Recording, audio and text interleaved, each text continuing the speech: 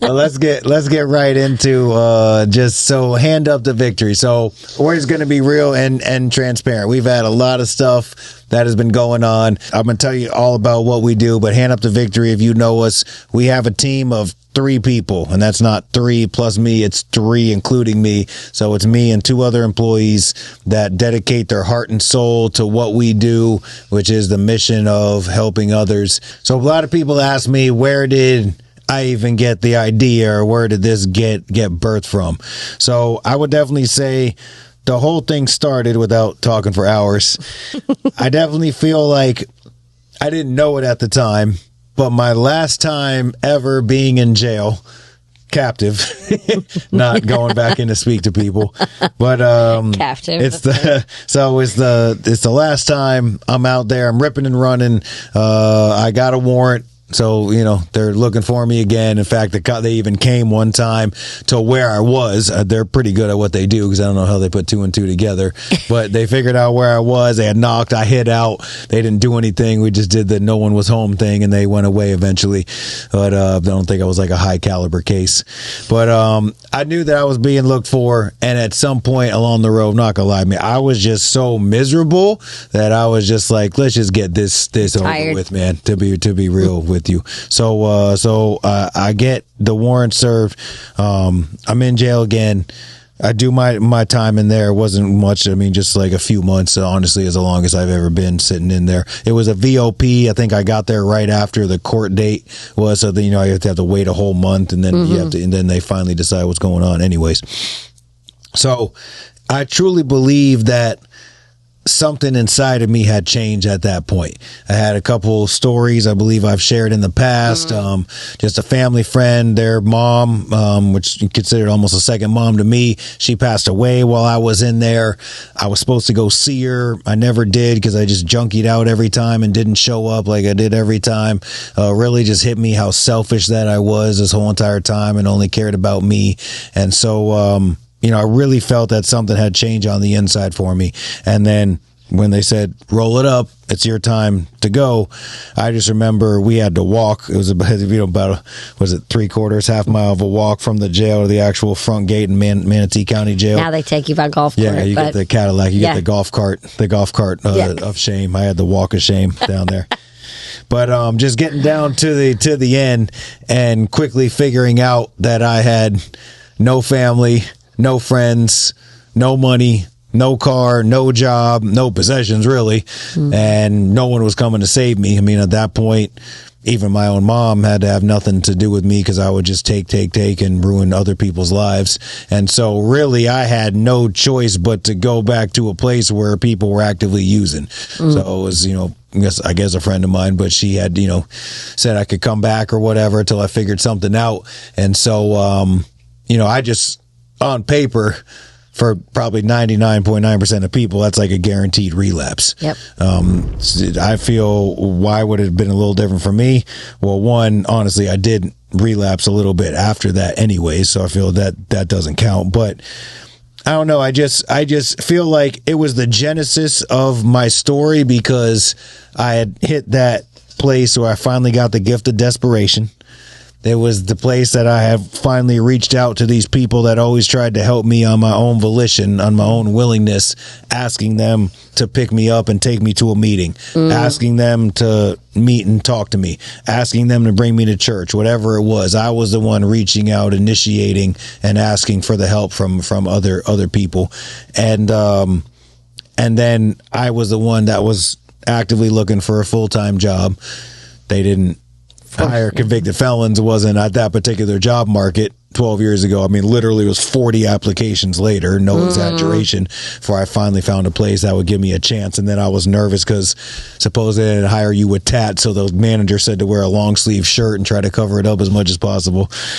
But I wound up getting the job eventually. I don't know, it was just all those pieces where I realized that this is, an issue here, because there's plenty of people that are coming out and wanting to make that change, but they don't know where to go, or they don't know how they're going to financially get into it. They've burned every bridge. They have no money, no resources. They need help. What are they going to do? Right. So then as my life started to change, fast forward, a couple years, I was just on this mission from God, I felt like, and God had already dropped a High on Jesus recovery meeting idea on me, and just because it felt like it was like super divided. It was either faith-based only, zero, self-help groups is what they called them. The other side says it's all about the 12 steps, nobody name a higher power or God. And I just felt God leading me to like the middle ground for people. Like, it is about the 12 steps because it's a Bible Bible ordained program. But at the same time, we know where our strength and our help comes from, and that's Jesus Christ. So we put the correct higher power with the 12 steps, and we're going to have amazing results from that. So I'm doing the meetings. I'm believing it's going to be a career somehow. I didn't know what it would look like back then. Talking to a church are taking me on. I'm going to speak at jails. I'm going to detoxes. I mean, I'm working 60 hours a week, construction jobs, and I'm going on my own free time to speak and do all this stuff. Needless to say, the marriage wasn't the greatest during all that because I would be so tired, no energy and effort to give her. But still, I thought that was necessary to get where we're at today.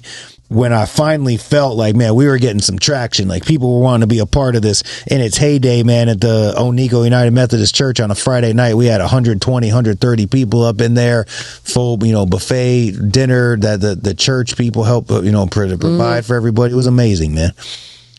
But I over and over again was running into, I'm in the jail, and they're like, yo, Justin, like, I get out next week.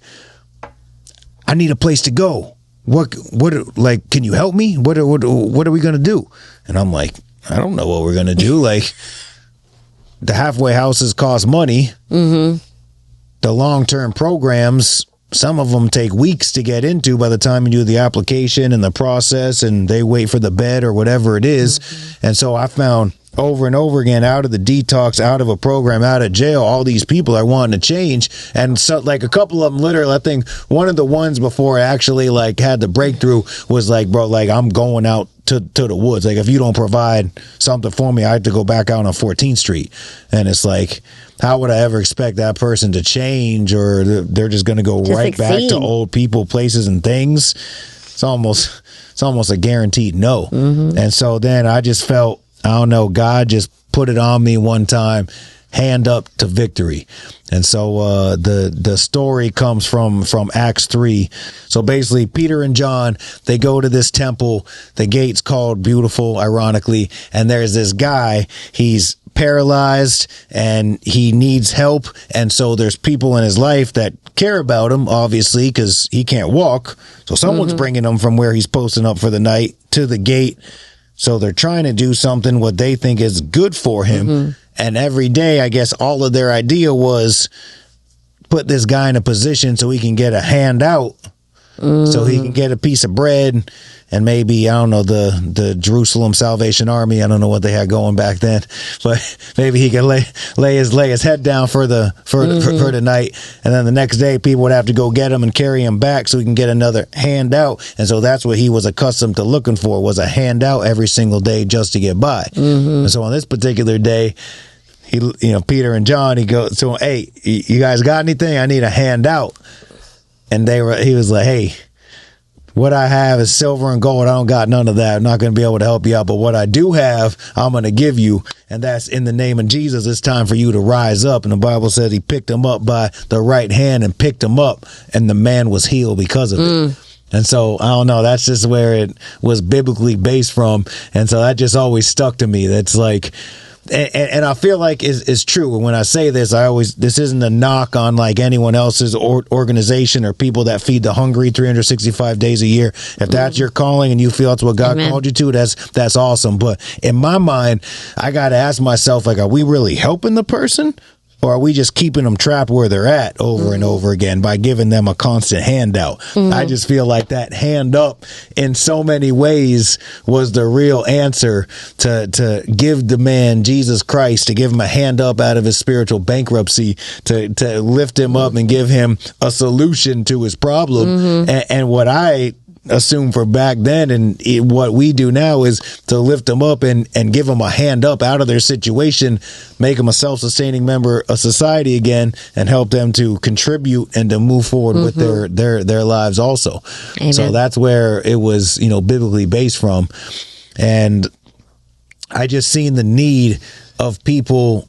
So what are we going to do? We need to get people with a roof over their heads first and foremost. So that's the problem that we need to fix. We got this hole in the community. A couple other people do something similar, but I mean, it could take a week before they figure it out. And by then they're already back out on the street, relapse, and it's null and it's over with anyways. You're not going to see them again. So we got to act quick, and we got to get people with a roof over their head. So the first thing Hand Up to Victory does is we assess the situation. Fast forward to where we're at today with it, right? We assess their situation. They put an application in, and then we have a phone interview with them. That's what Austyn does. She handles all the intakes for us. And so we have an interview. 95% of the people that we help with a sober living house option. So another thing, so to this day, even clients that we help or other people think, hey, can I get into your house? And I say, we don't have a house. Right. Because I mean, you do. They could come stay with you if you want. No, I'm good. Thanks. I love them, but we're going to help them. That's my family's sanctuary. The sober living house, I had thought about that when God was helping me put the whole thing together. Number one, I knew if we had a house, I know what goes into them. It's 24/7, 365 monitoring. That would just be another huge plate that obviously none of us, could handle. But two, most importantly, is if we only had one or two houses, we would always have a glass ceiling, and there'd be no way that we could help out the huge need that exists and all the people that constantly called us with one or two houses. So then God put it on me, and we've kind of learned this over time. We have decided to partner with the best well-ran sober living recovery homes in Manatee and Sarasota County. So the ones that enforce the rules, that they have things that need to be adhered to, right? And so now through doing that, we have access to hundreds of beds. So I think that's a huge deal what we do. So we never have to tell someone no, unless it's a financial barrier. We never have to be like, hey, everything's full. So we have a solution. So now we have a place for clients to go that's safe, and that's a way to start their recovery journey. So we got the bed parts taken care of. Next, we had to assess the material necessities needs, right. And we had to decide what wraparound services are we going to offer, which has changed over time through trial and error. So we'll just go to what we do now. Well, first, people need to get fed. So if the average person comes in having absolutely nothing, no money, they need food. So we have access to our food pantry at our weekly High on Jesus recovery meetings. So they can come, get a couple bags of food, a whole bunch of different things that they could possibly need. Hygiene bags. We know that people are probably not looking their best at that particular moment. They probably have nothing with them because it's stolen or lost, whatever it is. So we have bags of hygiene for male and female. That could be everything you need as a starter set to look nice and presentable, right? And then also clothing is another one. So we have partnered with a local thrift store, St. Vincent de Paul thrift store. And so they put a little bit towards it. We cover the rest, and it gives someone a $50 gift card, right, to go to St. Vincent de Paul. And some people say, well, why can't you just take donations and give people clothes that way? Number one, we still need an office that gives us a large home base. So we have somewhere for storage. So we have a couple places that we're at right now we'll get into, but we really don't have a place that we can call, to store a bunch of stuff to bring people into, etc. But and the countless hours that would take of organizing. But not to mention, but then also a lot of times we get donations that maybe it's someone's grandfather had passed, and we're talking a 30, 40-year-old person. They're probably not going to wear that stuff. So we're like, hey, what should we do? Let's just get them into the place, and they can pick out their own clothes. Something they would wear, something that fits them. Why? So they feel good about themselves, right? To go get that job to do. You feel sheepish because it's, this is something I would never wear. We want people to look good, to feel good, to start to feel good about themselves as they start this transformation, because we spent long enough down on ourselves and, just not looking our best, right? And so we want to change that. Next is we know people need now an ID, and the biggest barrier is a social security card. So since a lot of these changes that have been going on lately, we have seen that every single job is requiring some form of proof of the social security. Some will accept the receipt once you finally make the appointment at the Social Security office that they give you in hand. Some say, no, we have to wait until the card gets mailed to you even after that. So to be real, we're seeing 2 weeks almost just to even get the appointment at the Social Security card office, and then another 10 to 14 business days to get that card in hand. So you're talking in some scenarios 3 to 4 weeks before a Social Security card even comes to be able to allow them to get a full-time job, which is the ultimate goal. Right. So that's another hindrance we're thinking about in the future. At some point, we're believing God's going to open the door for more funding that we can help that person until that day comes. And then also an ID. So we have a way to get them a voucher where they can go to the DMV and they can get a replacement ID. So that's amazing. We got all those boxes checked. And next, we got to help people to get a job. So in this day and age, most everything is done online. Online app that needs to be filled out, phone number that needs to be put in so you can get a call back from that particular job, right? And so we found the best way is to help someone with a cell phone, put a cell phone in their hands. It's got a month worth of minutes on there, so they're able to put in all those apps, right? And then they're able to get a call back to be able to start a job. And then in addition to that, going off on a mouthful here. But in addition to that, the job placements is huge too. So we have pretty much a compiled list of places that to some certain extents more than others, but they will work with convicted felons depending on what the crimes are. Yes. And we have a few businesses and working on a few more that they know what we do and they're partnered with us. Hey, if we have a spot, and we need someone, we're going to give any able-bodied person a shot. Amen. So that's huge to be able to get someone a job as quickly and as smoothly as possible. Yes. So that right there, we believe that is the total package that checks off every box of what a human being could need to change their life and to do something differently, right? So those are, we'll say that kind of covers the first couple of weeks of our services and our help to get people started. With the peer support. Correct. Yes. And then next, in addition to that, we have the peer-to-peer support, which is huge.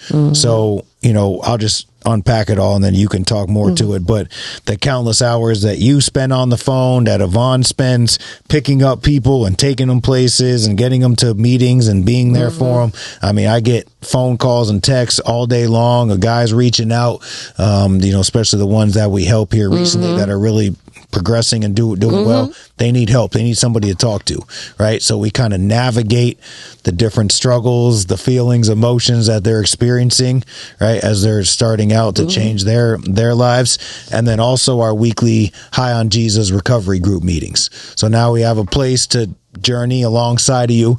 You're not doing this on your own and here's all this stuff in a couple weeks and see you later. Hope everything works out for you. But you have the opportunity to kind of join our family and walk alongside us, and we will do anything we can in our power to continue to help you past that 2-week mark. And again, we just feel like all those things put together are what is going to give someone the best chance of success. And as a result of it, so first of all, we helped out over 1,000 people since we've been doing this in 2017 Praise is God. When we started it. And just the countless stories of people that, man, it was just what I needed in that moment when I needed it the most. And now they have gone on to secure great careers.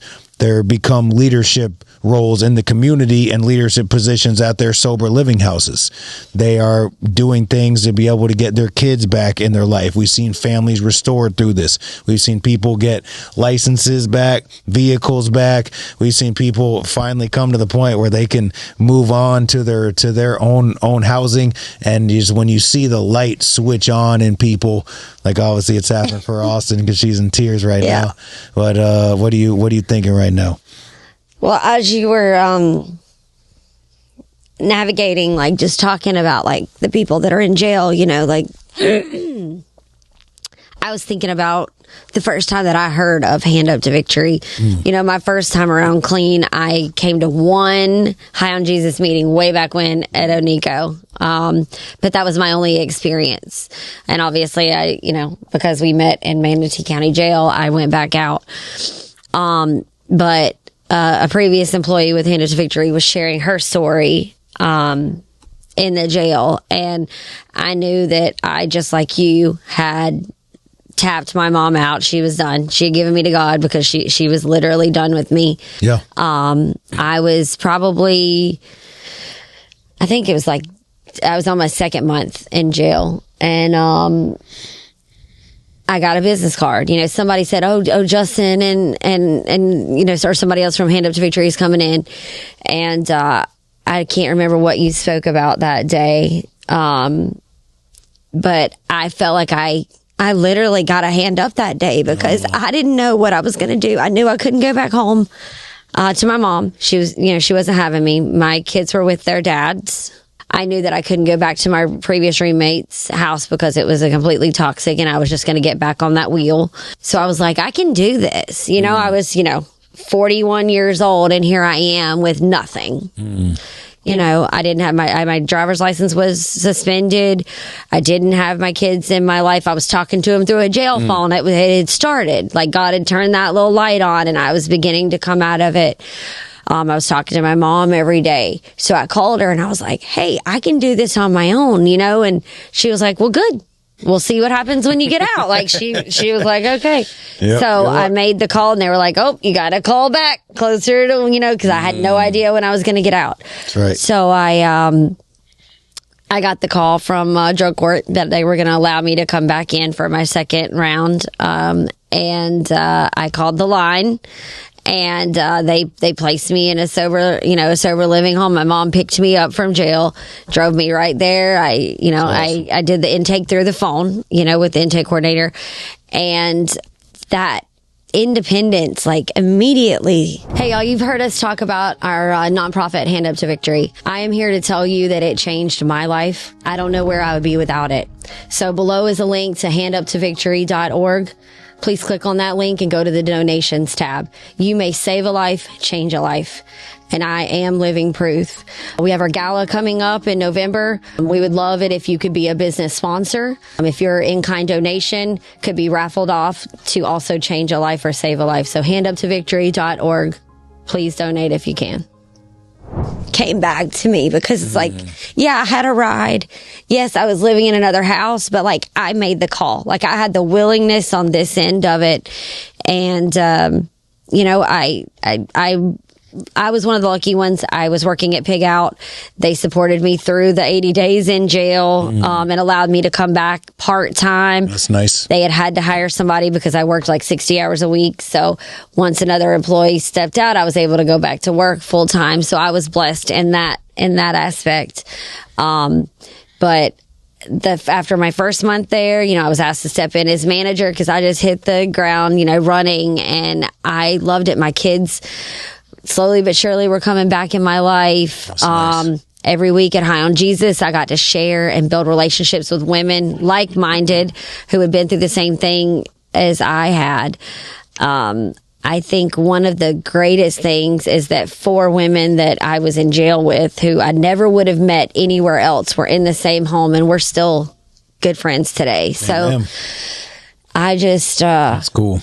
Just you talking about it made me walk right through it like it was yesterday. Just getting to hear the phone calls that come in are just inspiring on a daily basis, that the people want to do something different, and they pick up the phone, as heavy as it might be some days. You know? For sure. So, yeah. So, though, that's also, as you know, probably picked up from that, Austyn, we were able to help her when she was in her darkest moment, and now she's working for us and doing an amazing job, I might add, and just helped us out in so many different ways.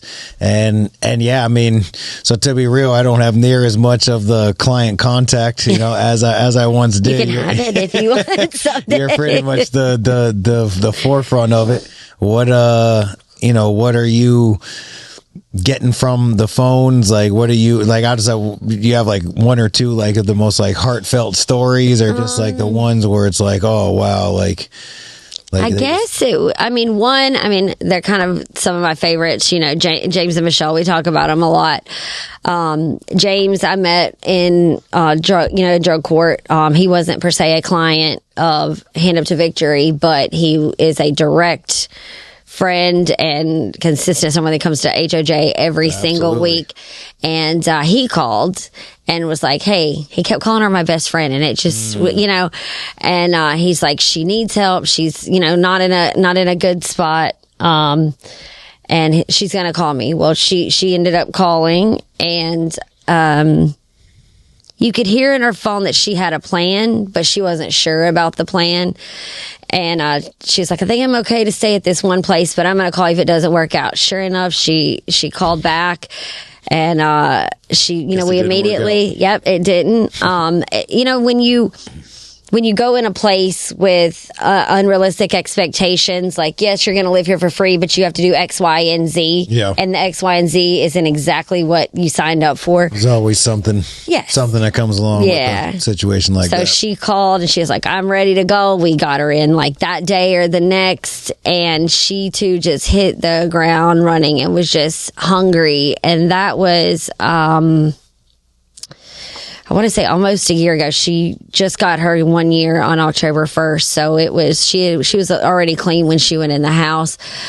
But just hearing that when she called that day, and then she showed up for the intake, and then that week finally meeting her, face to face. So there's so many people that I talk to and that I never get to meet. Right. So, and I'm pretty busy with 4 kids and stuff. So I've got this thing now, like I try to just go to some of the sober living homes that we partner with, whether it be men or women, and just try to like put face to the names, because, I talk to them at the intake, and then I talk to them again throughout the first week, depending on what services they need.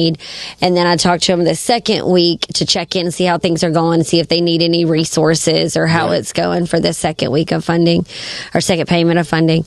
But just to watch the bloom and just that, like, the hunger that she had or has, I guess. I don't know. It's just a beautiful, beautiful thing. And to know that they don't want the same thing that they've always had, Yep.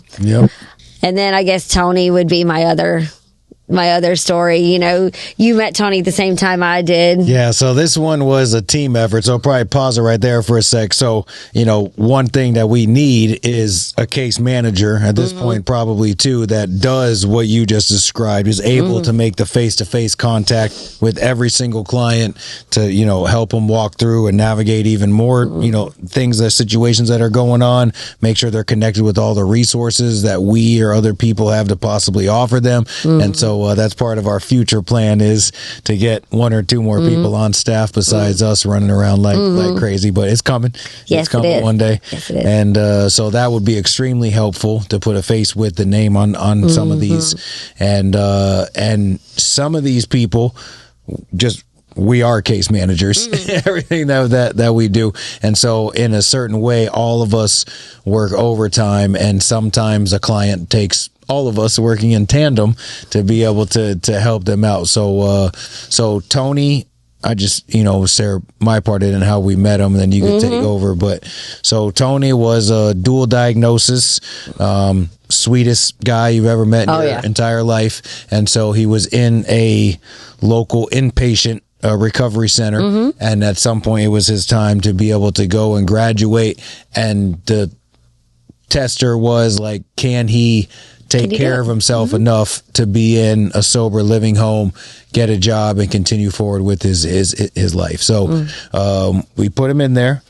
We gave him the tools. The house helped him out, and bless his heart, man, he was doing the best that he possibly could, but we quickly learned that he needed extra. And we have many clients that need extra, meaning we really literally have to hold their hand through the entire process for various reasons. Maybe it's a mental capacity thing. Maybe it's just they've never lived a life like that. We see some of the females are so used to, getting whatever that they need in life. They've never worked a full-time job, whatever it is, and helping people extra, like, hey, here's how you fill an application out. Now let's go down there together. Let's try to talk to the hiring manager. Let's check back in with them. Here's how you dress for the interview. You know, that type of thing. We can go on and on. But we worked overtime. So I know we were both trying to get him jobs at multiple locations. You had even gone and picked him up and taken him to some places. We were soliciting funding from other organizations on his behalf because, again, God bless his heart, I don't think that he could have, he probably just didn't have the knowledge to understand all that he needed to do to make all this stuff happen. And so we did it, man. We worked really, really hard, and I'd love for you to share what all you put into it and what ultimately happened for Tony. Yes, so we met him at this recovery center. We had built a relationship with them, and specifically, and they called and said, we just don't know where he's going to go. Some people have families. Some people have the ability to call around and find a place. Tony was not one of those. Right. So he was about to celebrate his birthday. I was supposed to actually get him in the day before. They decided they wanted to throw him a big party. So he moved his intake date a couple of days later, had his little birthday, but he showed up to the house, came to High on Jesus that night, and is just one of the sweetest people you'll ever meet. He had an ID. We knew that he needed a social. We knew that he needed clothing and all the things that go along with it. So we connected Tony with a cell phone. I don't know. I talked to him literally every single day. And with our new office, for Hand Up to Victory, his halfway house is right down the street. So I made it kind of like part of my route during the day to go in and check on him. But we quickly figured out that the dual diagnosis was it was different than our normal, streamline of clients. So after a few weeks, we noticed, he was like, I got the job at whatever this restaurant is. So I was like, do I have your permission to call and follow up just to see what we needed? Well, it wasn't exactly the story, right. He needed to confirm with this location or that, and he just did not have the mental capacity, to do so. So he actually signed a waiver for me to speak on his behalf on several places. But every time we would almost get it, it was like we missed something. Another hindrance. Yes. So it basically came to the point. So in the background, when someone gets to this point, the sober living house will work with someone as far as their fees, but they do keep racking up, and they can only, once we're talking into $500, $600, $700 plus range, there's only so far that they can go with allowing someone to get behind, even though they want to help them. So basically, where we were at in the story was finally Tony was going to be, unfortunately, asked to leave. And honestly, I said this to the house. I said it to the team. My true belief is this poor guy, if he would have been asked to leave, I felt like this was his one shot in life, and he would have been like homeless the rest of his life and just never been able to make a comeback from that. So what did you find for him? So Yvonne and I actually went over to speak with him, and I prayed about it, how I was going to just tell him. I'd built such a rapport with him. I didn't know how to say, hey, bro, you got to go somewhere else. So I called around to multiple recovery centers. And first and foremost, I knew that his medication needed to be kind of regulated. Yep. So I contacted a place in Sarasota. They said, can you bring him for an intake? I went and I said, Tony, you have this great opportunity. We haven't been able to lock in the job. I really don't want you to be homeless.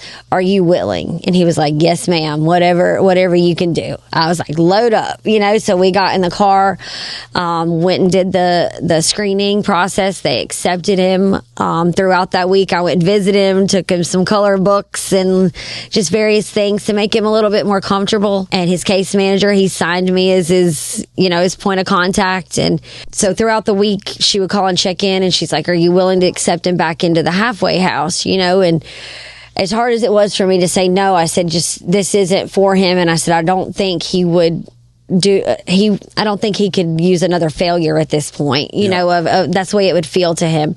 So we found another place closer to his mom. So he actually graduated from that smaller program, was transported to another recovery center. Hand Up to Victory kind of put him together a little care pack. I got him some hygiene in there. So nice. Went down and, you know, gave him a hug and wished him well, and was, you know, sitting home a couple of weeks ago, and all of a sudden I get a friend request, and lo and behold, it's Tony. Next thing you know, I accept it, and he calls me on Messenger, and I could just hear the joy in his voice, and he's reconnected with his mom in Tampa. So, and you know, we may have not been able to give him, you know, the cookie cutter version of Hand Up to Victory, you know, sober living house, your own place, but to hear that joy. And it was a miracle. Yeah, it absolutely is. And I mean, that's what we get to do every day. So, well, thank you so much for sharing that, because I just wanted to show everyone you worked overtime. You went way above and beyond to help out Tony. We all did in our own way. Absolutely. But like, that's what it comes to. And you know, thank God that we operate. Thank you for all the donors that have gotten us to this point. Thank you, God, for the doors we know are going to open, and for the sober living houses at some point. Thank you for the sober living houses that, you know, support us. But truly, there's people that we come across that need hours and hours and a lot more work. But we came together and said, if we don't do this, we know what this guy's rest of his life is going to look like. This is our one opportunity to show up for Tony, and you did that, we did that, and his life he's just heard changed, so many no's, and he finally got a yes. Exactly. You know, and he's exactly where he needs to be in order for him to thrive and for him to move on. So that right there is just one of many stories that we have of people that really need the services that we have to offer. How this is a huge need in Manatee and Sarasota County. And truth be told, it's nonstop phone calls.